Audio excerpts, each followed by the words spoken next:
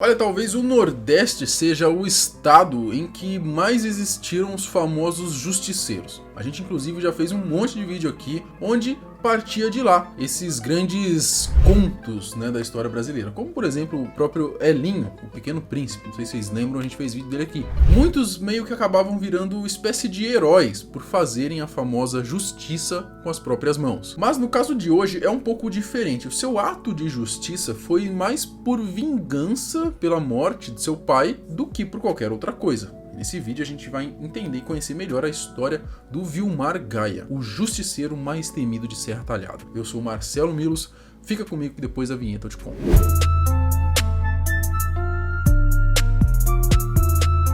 Pessoal, vocês sabiam que existe uma área no Brasil que está necessitando de profissionais? Que é a área da perícia. Só em São Paulo são mais de 5.000 casos parados por falta de perito. Então imagina só o quanto de oportunidade existe. E só para você ter uma noção, a média da hora de um perito custa em torno de R$510. E por que eu tô falando isso? Porque eu trouxe um amigo aqui em casa, o Danilo.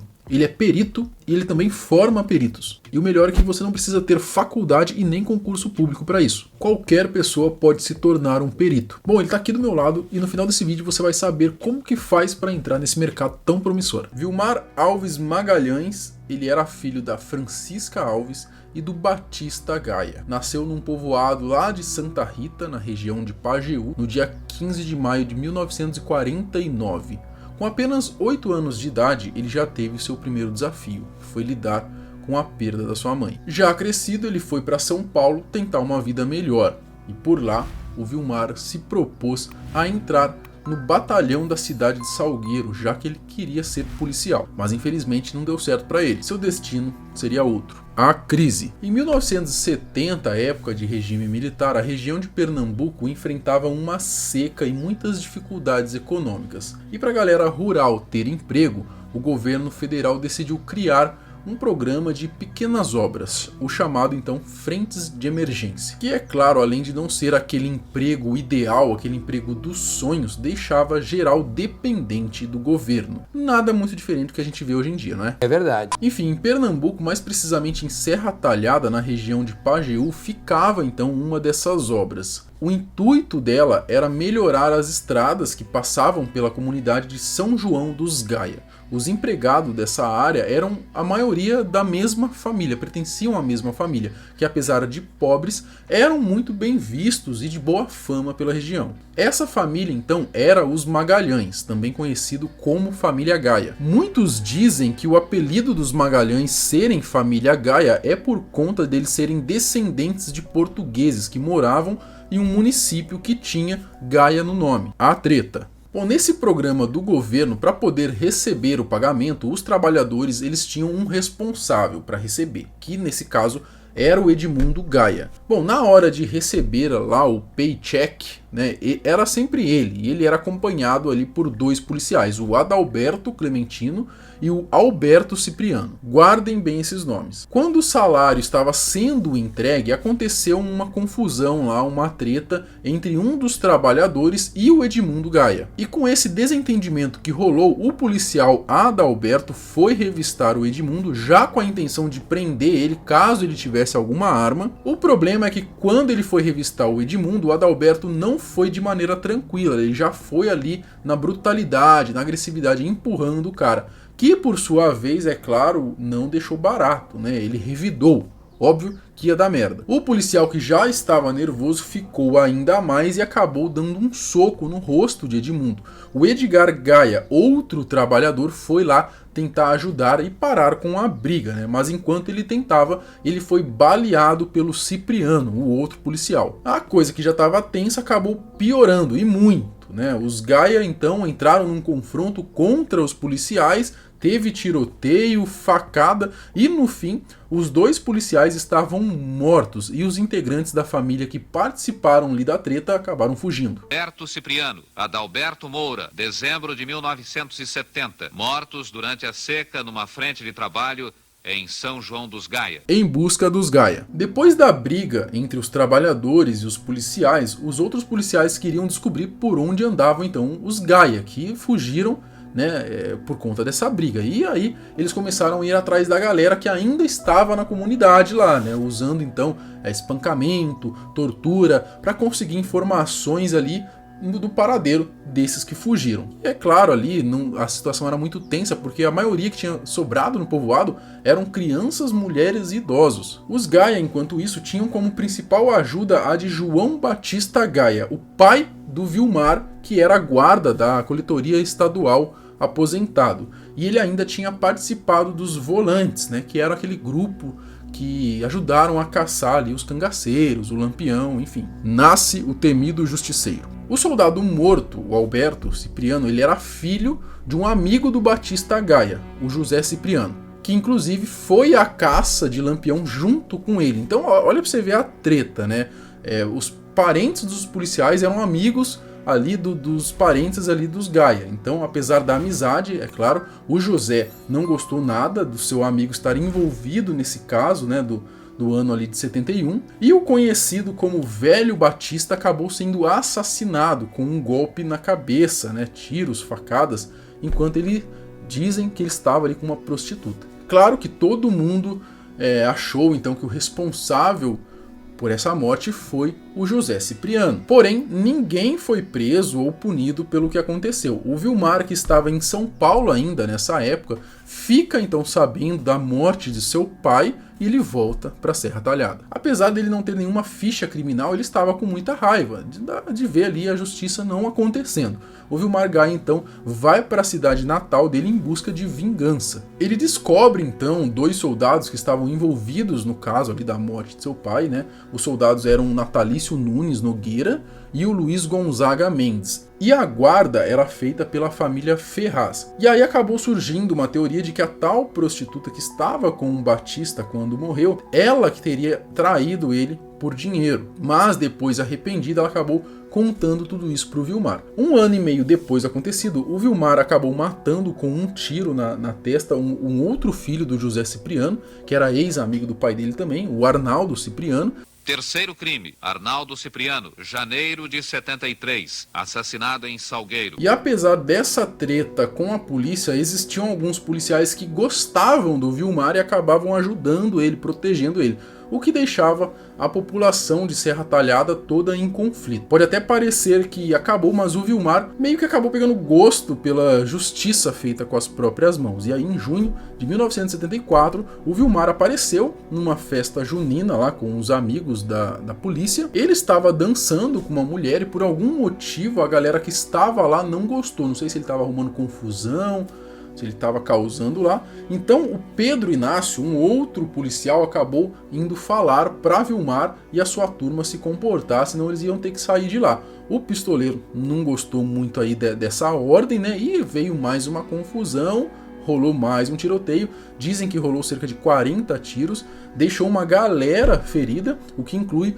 o próprio Vilmar, ficou ferido também, mas o policial, mais uma vez, foi morto. Quarto crime, Pedro Inácio de Souza, junho de 74, assassinado no povoado de Jardim. Então vocês veem que ele começou a tomar um gosto pela vingança ali, por querer ser o fodão, que ele matava ali os outros ali, às vezes por coisas que não precisavam, né? Aquela coisa, ele já tinha meio que conseguido a vingança dele, mas ele ainda não estava satisfeito. 3 meses depois desse rolo na festa junina, o Vilmar já estava nas ruas respondendo processo pela morte do policial em liberdade. Num outro dia, andando de carro pelo povoado de Santa Rita, o Vilmar bateu seu carro com o Antônio Augusto Batista. Os dois colidiram ali o carro, que por um acaso era o seu primo. Então assim, eles eram da mesma família. E aí o fim vocês já sabem, né? O Vilmar acabou matando também o próprio primo.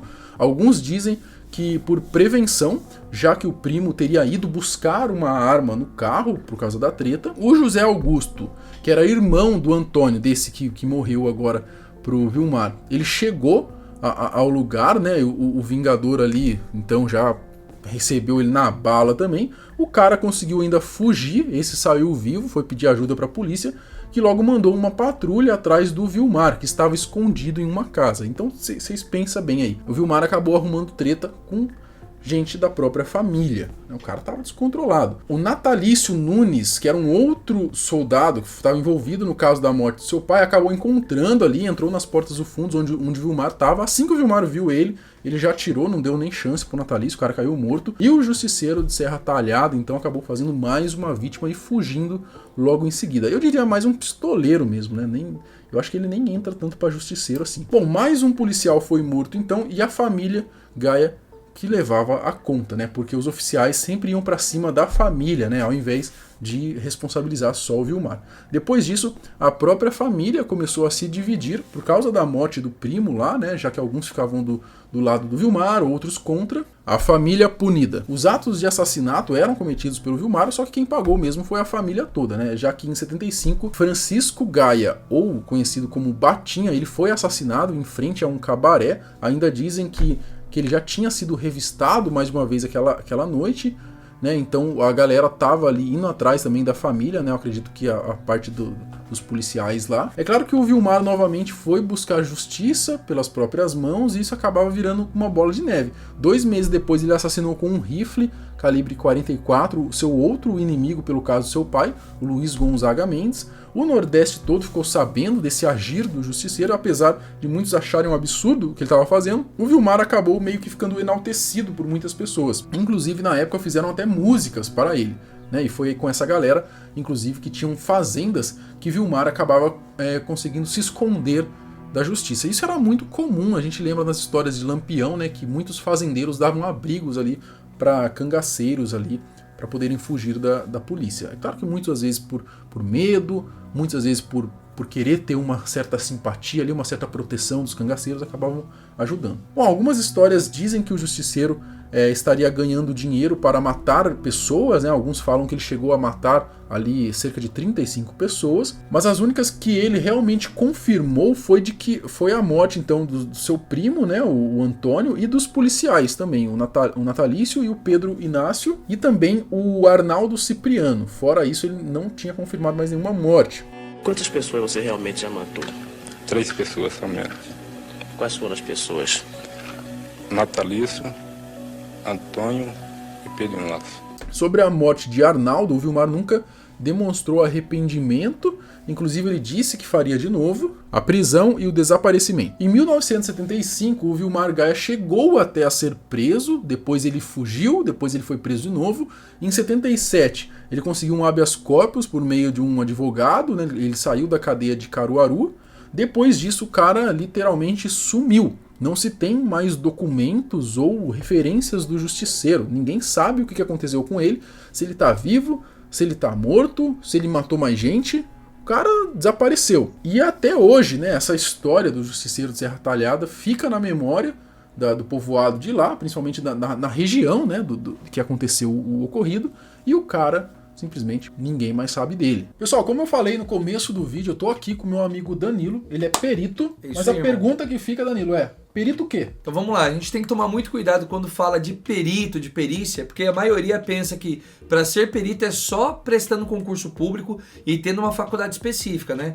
E eu mostro o caminho pro cara, pra pessoa se tornar perito, investigador, sem precisar passar por essa burocracia. Bom, eu entendi então que você não precisa de concurso público para se tornar perito, mas qualquer pessoa consegue se tornar?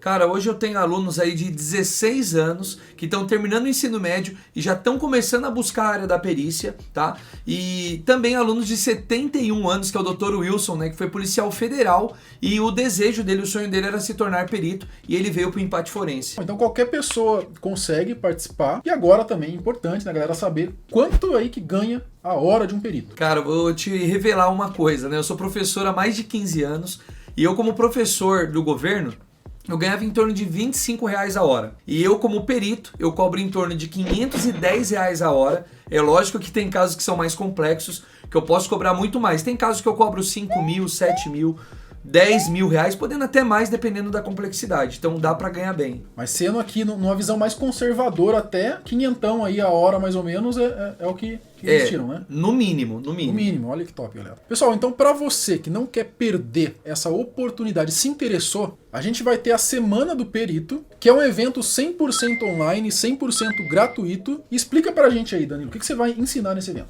Cara, eu vou ensinar todos os detalhes que um perito precisa saber para ele realmente se tornar 100% um perito sem precisar de prestar concurso público e passar por toda a burocracia. E lembrando também que muitos pensam que tem que ter uma faculdade específica, um curso técnico específico, e eu vou quebrar essa crença limitante de vocês. Então é questão de oportunidade que vocês não devem perder. Então não perca essa oportunidade, o evento ele é 100% online, 100% gratuito, é só você clicar aí no link da descrição. Pessoal, então não perde tempo, clica no primeiro link da descrição e bora pra cima. Danilão, É isso valeu aí. Gratidão, viu? pela participação. Tamo junto. E aí, o que você acha que aconteceu com o Vilmar? Você acha que ele ainda poderia estar vivo por aí? É claro. Será? Ele estaria bem velho, né? Se ele estivesse vivo ainda, né? Não, pode ser. Ou será que ele já morreu? É bem provável. Quais outras pessoas você gostaria que a gente contasse a história aqui?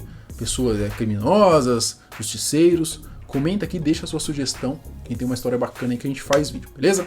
A gente se vê mais tarde. Falou!